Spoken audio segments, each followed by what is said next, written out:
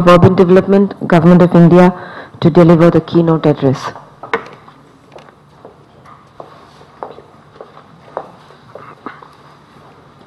Esteemed Sri V. Ramachandran,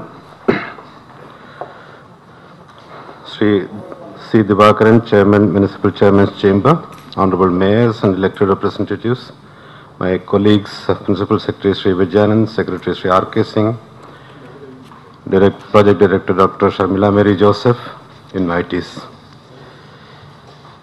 Our cities and urban centers are facing a significant deficiency as far as quality infrastructure and basic services are concerned, and this is a well-known fact. This has an impact not only on the overall quality of life of the citizens, but also on the ability of the city to address the challenges of environmental degradation, poverty, and the mounting expectations of a burgeoning population. One of the key areas that we need to address beyond the infrastructure and financing challenges would be the challenges to improve governance, encouraging participatory decision making, delegation of powers to below ward levels, and so on. The urban local bodies have yet to emerge as sustainable units of local self-governance in spite of the enactment of the 74th Constitutional Amendment Act. While the 74th Constitutional Amendment clearly identifies powers and functions which need to be transferred to the local body level, this has not happened uniformly across the country, and where it has happened, the local bodies suffer from significant shortages of skilled manpower, effective oversight and decision-making capabilities, and transparent and efficient operations. One scheme of things which I really foresee is that since as part of the Memorandum of Agreement signed under the Jawaharlal Nehru Mission, all states have committed to have the powers transferred to the city end at least by the year 2012. And I know esteemed veterans like Sri Ramachandran have looked into this in detail. One hopes that at least by the year 2012 there would be a substantial change as far as this scheme of things is concerned. But then it would be a further question as to what exactly is the quality and content of the transfer which takes place to the city, and as we always say, funds, functions and functionaries. Only if these three get transferred, there is a proper implementation of the provision envisaged in the Constitutional Amendment.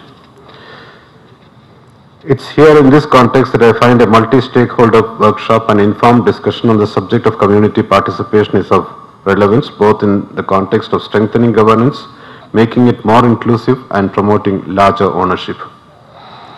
Government of India, as you all know, launched the Jawaharlal Nehru National Urban Renewal Mission in December 2005 with an objective to promote reforms and investment in urban areas, to provide an enabling environment for the growth of the cities by improving urban governance, enhancing service delivery, and augmenting civic infrastructure.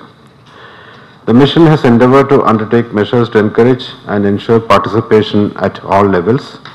We have groups of eminent community representatives who are involved in the mission functioning, who advise the mission on projects sanctioning, reform implementation, especially those related to the 74th Amendment, community participation, public disclosure, etc., and other areas to strengthen community involvement. The mission is advised by the National Technical Advisory Group consisting of eminent experts, and I'm glad to see Sri Ramesh Ramanathan, the National Advisor here, on areas catalyzing community participation. We encourage, in fact, one point which I raised to Sri Ramesh Ramanathan in the morning is since day before yesterday I've been having discussions with Principal Secretary Vijayanand's colleagues. Community participation legislation is one of the reform measures which the states have committed, and I think one of the points which probably would get discussed today, even today after 4 years of implementation of the mission, I don't think we are absolutely happy or satisfied that this is really happening at least in X number of cities or X number of states. There is a long journey we have to cover, and that's where we all look up to progressive states like Kerala, where, I mean, we have known Kerala for any number of new initiatives, but it's a determined effort alone which will make this happen and which will make it work. And I'm again one with Sri V. Ramachandran that as private citizens, when digging starts, then we come to know, and we don't know when the digging is going to end, and when the digging part is over, whether it will be left back to an original position or not. For that, how many doors one has to knock at. Another factor I find across the country is what work has been taken up on the roadside, how long will it take, who is doing it, what is the cost. We still are not transparent as far as these details are concerned. I don't know due to what reasons. Even in literate areas I find this is something which we try to either avoid, or if something is put up, either it disappears or it's filled with posters and other advertisement material. This is again something which has to come about, the time factor, the accountability concept, who is responsible for that, and whether it is being done in the right manner or not. I think these are the changes which have to emanate at that end and which has to happen. It may be one thing to ask for information, but it's another to ensure that, as rightly mentioned, rights and responsibilities both go together, how best that balance can be struck. We encourage cities to set up similar structures to mobilize citizens and to provide them a platform to work with city governments. Mr. Ramesh, I think we will have an opportunity to discuss the CVTC also here. That's another point I flagged for the state government. The city level voluntary force which has to come into existence, which is part of the Honorable President's address last year. And communications have been sent, but my interaction shows that it has not really percolated to the city end, and I suppose that's again something where further initiatives could be thought of. Under the mission, only 9 cities have so far set up the City Volunteer Technical Corps, made up of a cross-section of people from the city itself, representing the energies of the city. I am aware about Kerala's pioneering initiatives in this direction and successful models like Kudumbashree. The objective is to ensure that the citizens become a part of the functioning of the city government. The mission has further triggered enactment of community participation and public disclosure laws to ensure transparency in the operation of the urban local bodies and to catalyze greater participation of civil society in management. The Jawaharlal Nehru mission attempts to internalize and deepen the participatory process in urban governance through formal institutional mechanisms for citizen participation, similar to the Gram Sabha for the rural areas. The community participation law seeks to create area sabhas at the level of every polling station, a measure I should say not very happily taken by a large number of states. I'm not very sure whether there are some initiatives or positive initiatives in some states. This is to strengthen civil society to promote transparency and accountability in municipal governance.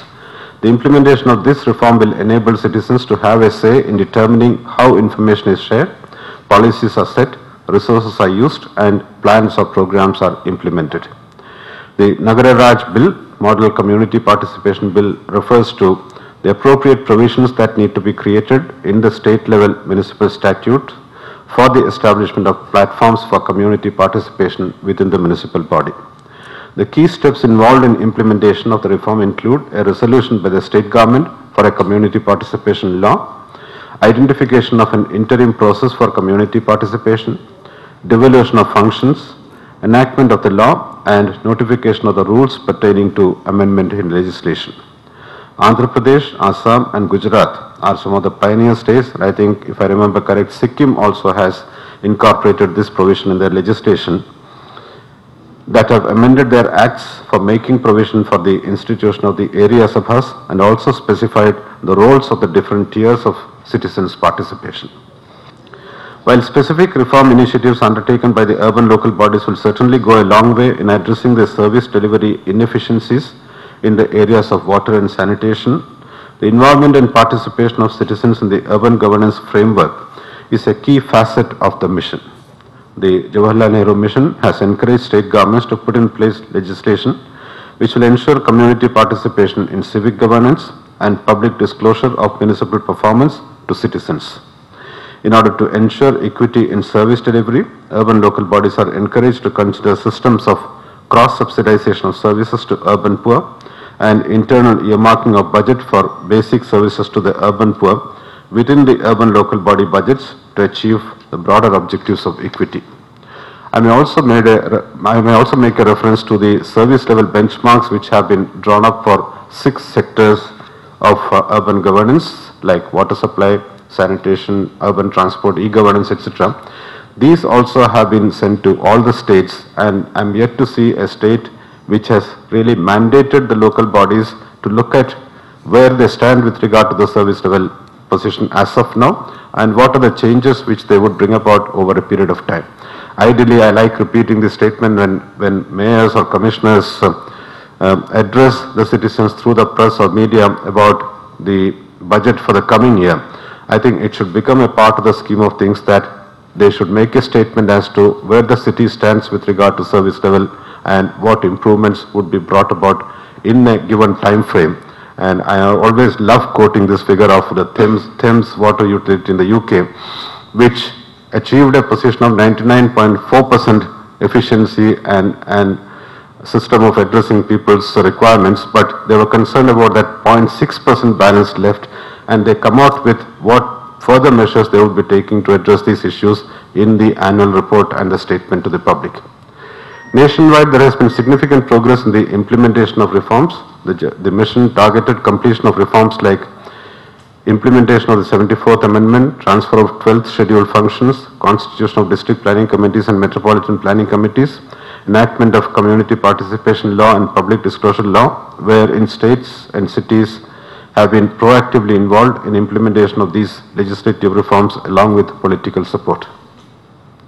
Enactment of the community participation and public disclosure law are two reforms triggered by the mission for the first time in the country, wherein substantial progress has been made. Currently, 11 states have passed community participation law and 17 states have been able to enact public disclosure law. As far as transfer of the 12th scheduled functions to empower the urban local bodies is concerned, 10 states have done the reform, 20 states have constituted district planning committees and 4 states have constituted metropolitan planning committees. 19 states have transferred the city planning functions to the urban local bodies and 13 states have transferred integrated water supply and sanitation functions to the urban local bodies. The mission, I would say, has achieved good progress in triggering urban infrastructure and investment across the country. 4 years since the launch of the mission, a total of 515 projects costing over rupees 58,038 crore have been sanctioned for 62 mission cities under the submission for urban infrastructure and governance, and another 753 projects worth rupees 12,825 crore have been sanctioned under the small towns component for smaller towns. The pace of utilization is continuously improving. So far, more than 85% of the funds have been committed and about 39% of the funds have been released. About 50 projects under the urban infrastructure governance and 91 projects under the small towns component have been completed so far. Steps may be